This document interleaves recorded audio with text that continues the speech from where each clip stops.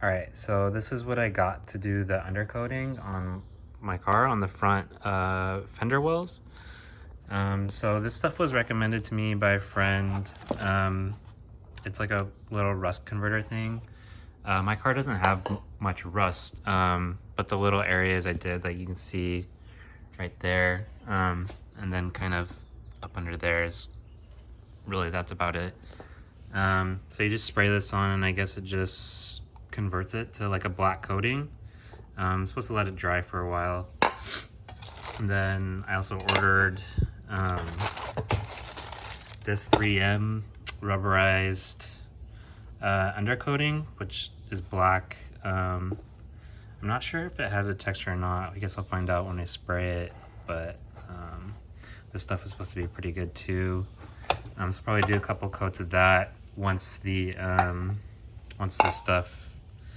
the rust converter dries. So you'll see that later.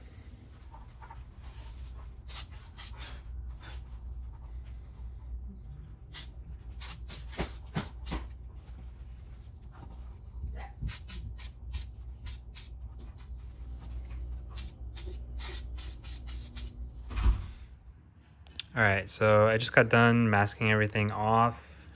So now I'm gonna start spraying the undercoating. I've let the this rust converter dry for a couple hours now, so I only sprayed like a couple small spots, and they all seem to be dry now. So I'm gonna go ahead and get started on spraying the undercoating.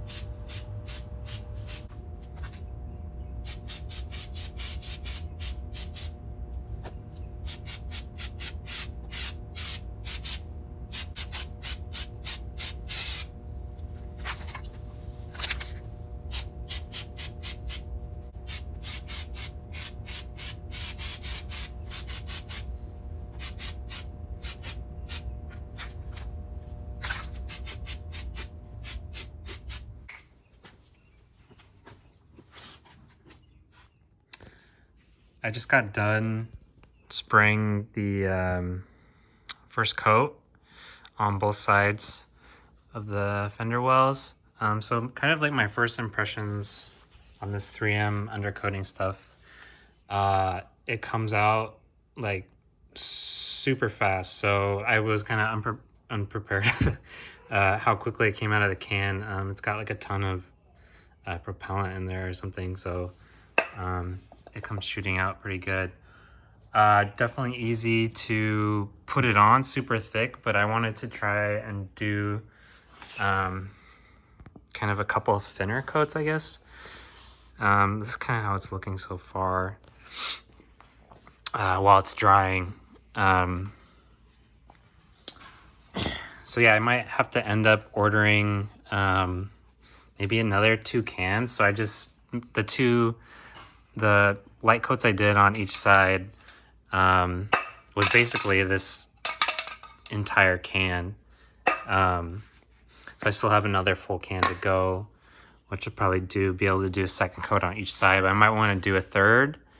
So I might end up ordering another can. And here's the other side. There's definitely a ton of overspray, so I'm pretty glad that I used all this plastic to mask it off. Since it comes out of the can so quickly, it'd definitely be pretty easy to get a lot of overspray. So if you are doing this, I would definitely recommend using lots of plastic and stuff to mask it off. But my first impressions as I'm kind of looking at it drying, I'm pretty pleased with how it's looking. I think it'll look great after another coat, and then possibly the third final coat. Yeah, it's looking pretty good. I would suggest to, like, I think next time you'll see, like, on the video, I kind of thought like I dipped my hair in it a couple of times. But definitely do like the harder to reach areas, like up here in the strut tower first. And then maybe next time I'll work my way kind of out from the harder spots. But yeah, it's looking pretty good so far.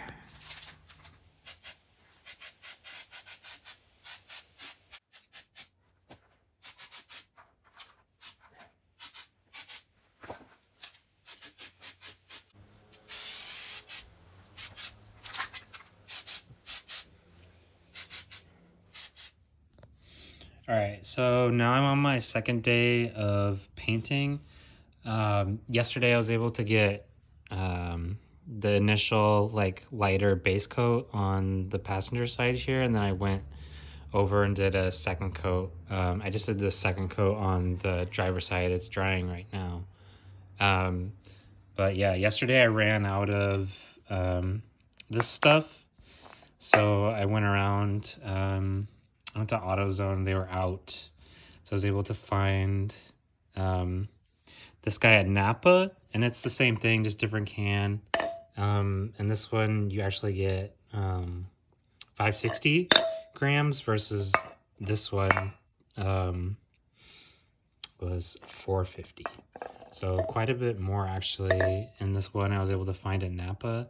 And I think, yeah, these cans last a lot longer. And it's the exact same stuff, just like different looking can. With this smaller one yesterday, one can did like a light coat on my initial like light coat on both sides. And then like my second coat on the passenger side, I used the one whole can for like a thicker second coat. This one, the bigger one, I think it would do like a pretty good coat on each side. So one can will do a pretty good coat on each side. So I don't know. I'd probably go with the bigger can if I was gonna do this again the first time. So yeah, I will finish up the third and final coat on the passenger side here, and then I'll move on to the driver's side, and then I'll be done and let it dry for probably overnight, I'm guessing. It's like afternoon now. Then yeah, I'll start putting together the front suspension. I'm actually due another video for that. So I've got like full GK Tech front knuckle setup and like all of the suspension goodies, LCA, tension rod, high clearance sway bar, all that good stuff. So I might take a video of putting that together. But yeah, reassembly, get the car back on the ground. I'm excited.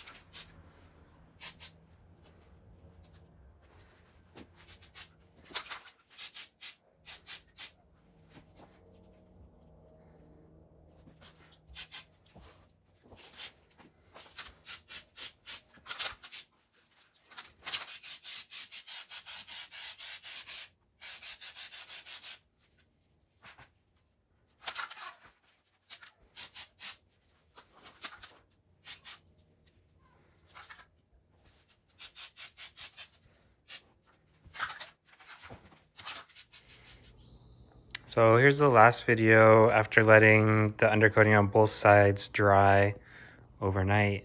So kind of like my final impressions of the product are, it's super easy to spray and it came out looking great. Definitely recommend it to anybody looking to redo the undercoating on their car. It doesn't matter what kind of car it is. I think it'll come out great. Oh, and another note too, I was saying I wasn't sure what the texture of it was going to be. It's got this nice kind of subtle texturing to it, which I think looks really good. I'm not sure if I would like it so much if it was totally smooth. It might look kind of weird. Yeah, came out great. So I'm excited to start putting everything back together. I might do another little video about putting the GK Tech stuff back on, and any kind of tricks, tips, or issues I run into putting that stuff on. Yeah, peace.